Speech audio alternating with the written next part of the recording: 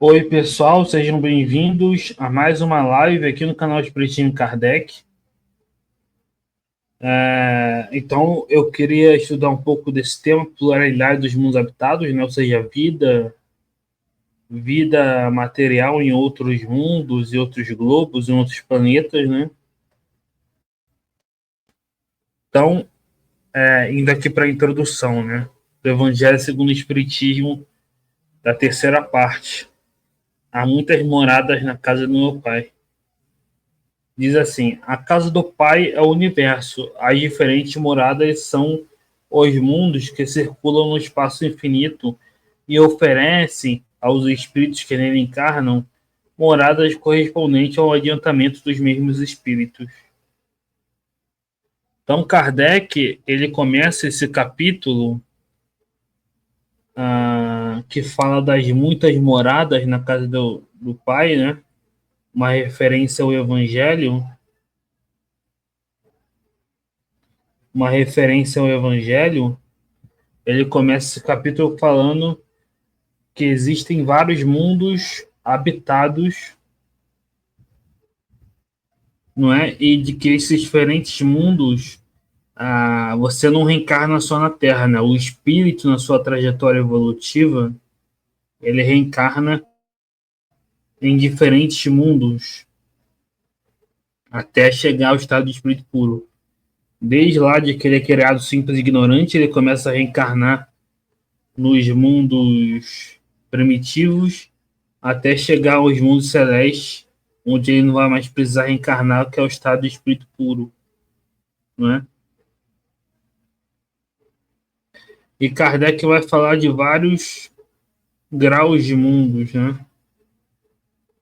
Então, há os mundos primitivos, que são morada para os espíritos que estão nas suas primeiras encarnações, né? O instinto ainda predomina. Há os mundos de provas e expiações, que a gente tem uma boa ideia porque a Terra é um mundo de provas e expiações, né? Onde os espíritos se espiam e provam para progredir, né? E há os mundos de regeneração, onde a gente está indo, né? A gente está se encaminhando nessa mudança para o mundo de regeneração, onde é o mundo onde o espírito ainda está sujeito às leis da matéria, mas já é um mundo mais avançado, né? Onde o espírito termina de expiar os últimos resquícios das suas imperfeições, né? Então a gente vê que Deus, sendo perfeito, ele não criou nenhum espaço inútil, né?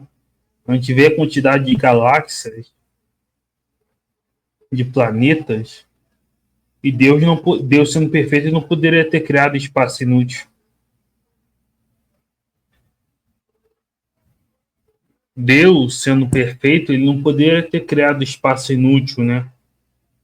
Então tudo é habitado por espíritos e os mundos são habitados por espíritos encarnados e desencarnados, né? Kardec fala isso no Livro dos Espíritos, que os mundos em construção, em formação, estéreis, que servem para a habitação de espíritos errantes, né? E os mundos já em formação, você tem espíritos encarnados, né? Claro que a matéria, né, nesses mundos, é apropriada a cada mundo, né? Kardec até fala no Livro dos Espíritos. É como se a gente nunca tivesse visto um peixe, a gente não saberia que se eles podem viver embaixo d'água, né?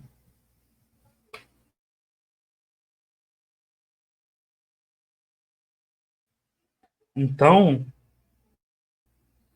é, os mundos muito frios ou muito quentes, há seres apropriados, né? Há matérias em diferentes estados de sutileza. Então, é, os mundos são construídos de tipos de matéria diferentes, né? Onde há oportunidade de vários tipos de encarnação. Aqui tem os mundos ditosos, que são os mundos já de espíritos mais superiores, onde o bem predomina, né? E aí, os corpos sendo menos grosseiros, né? Os espíritos não têm necessidade de grosseiras que a gente tem. E os sofrimentos da vida material, né? Ainda há encarnação, mas em corpos mais sutis, que não tem esses entraves da vida material, né? Então muita gente reclama, né? Ah, eu vou ter que reencarnar novamente, mas todos nós podemos progredir e reencarnar em mundos melhores, né? Onde a vida é menos material, onde a vida é, onde a infância é quase nula, como diz aqui, onde a vida material é mais adiantada também, né? E há os mundos celestes que são habitações de espíritos puros, né? Aí aqui outros pontos, né? Os seres que habitam os diferentes mundos têm corpos semelhantes ao nosso. É fora da dúvida que tem corpos, porque o espírito precisa estar revestido da matéria para atuar sobre a matéria. Esse envoltório, porém, é mais ou menos material, conforme o grau de pureza que chegaram os espíritos. É isso que assinala a diferença entre os mundos que temos de percorrer, por conta de muitas moradas há na casa do nosso Pai, né? Fazendo referência à passagem do Cristo. Então, Kardec diz, até no que é o Espiritismo, que a forma geral é mais ou menos a mesma, mas adaptado ao mundo, né? São da espécie humana, mas adaptado ao mundo em que vão habitar. É-nos possível conhecer exatamente o estado físico e moral dos diferentes mundos? Nós, espíritos, só podemos responder de acordo com o grau de adiantamento em que coisa sai. Quer dizer que não devemos revelar essas coisas a todos, né? A gente até vai ver que tem a casa de Mozart em Júpiter, e Kardec, no livro dos médiuns, ele sempre coloca que essas revelações elas devem ser tidas como hipotéticas. Você não pode tomar como verdade absoluta, né? Porque, diz lá, os espíritos não podem nos revelar questões que cabem à astronomia, né? Enfim, então o estado material desses mundos cabe às outras ciências, né? O espiritismo vai falar do aspecto moral desses mundos, dando um parâmetro geral, né? E aqui eu queria colocar algumas questões interessantes, né? O paradoxo de Fermi é um paradoxo que se pergunta, né? Se existe tanta vida, né? Tanta probabilidade, né? Porque a gente nunca encontrou uma vida. E existem várias hipóteses, né? Materialistas, né? Mas o espiritismo, você tem a questão da lei do progresso, né? O conhecimento vem de acordo com o progresso alcançado, né? A exobiologia, também conhecida como astrobiologia ou bioastronomia, é uma área da ciência, né? Aí não tem nada a ver com ufologia, é uma área da ciência que estuda a possibilidade, principalmente pesquisando exoplanetas, né? Que são planetas semelhantes à Terra, eles estudam essa possibilidade, né? Tem a equação de Drake, que fala da probabilidade de existência de civilizações, né, em outros mundos. Tem o argumento filosófico, que é o que eu mostrei, né? Que se Deus é perfeito, ele não poderia ter criado os mundos tão espaço inútil, né? E por último, falando aqui das evidências de outras áreas, né, que tem ponto disputado para o espiritismo, a questão da dúvida em relação à ufologia, né? Muitos espíritas tentam fazer essa mistura, né? Espiritismo, ufologia.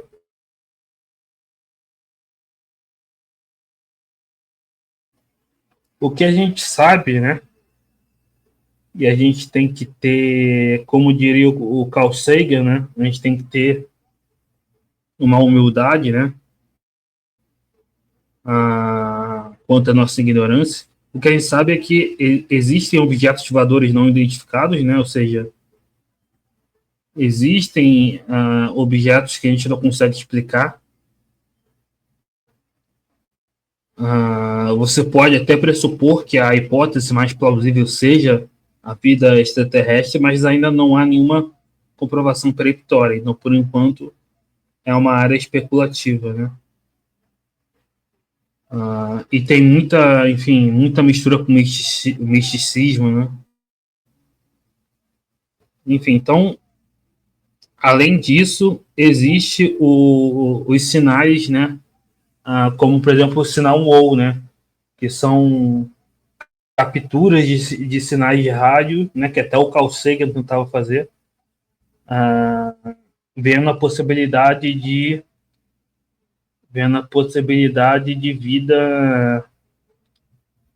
vida fora da Terra, né? E o sinal WOW é o mais impressionante, né? É o que tem um sinal de probabilidade de inteligência maior, né? Aí a gente pensa, né? Todo efeito inteligente tem uma causa inteligente, né? Enfim.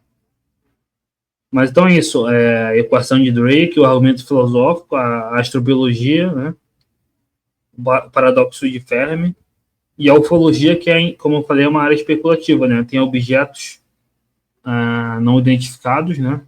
Mas não é por isso que a gente vai dizer que necessariamente são aves, né? Pode ser tecnologias de outros países, embora você possa especular que a probabilidade maior de algo que venha fora da Terra não tem ainda uma comprovação peremptória, né? Falando aqui de áreas de ponto de contato com essa questão.